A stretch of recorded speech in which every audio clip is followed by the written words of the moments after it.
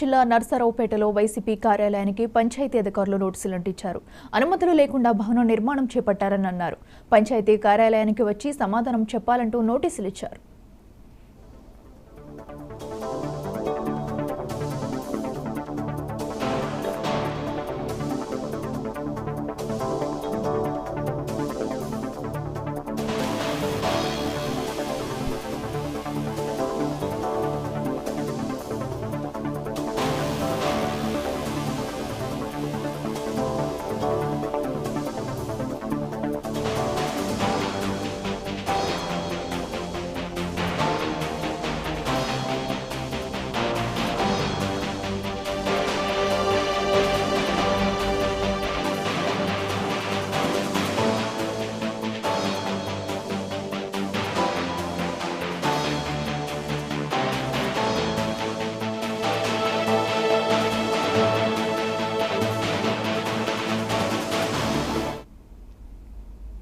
నిజామాబాద్ జిల్లా సాలూరు మండలంలో CM Revanth Reddy, MLA Sudarshan Reddy చిత్రపటాలకు Congress నాయకులు, రైతులు పాలాభిషేకం చేశారు.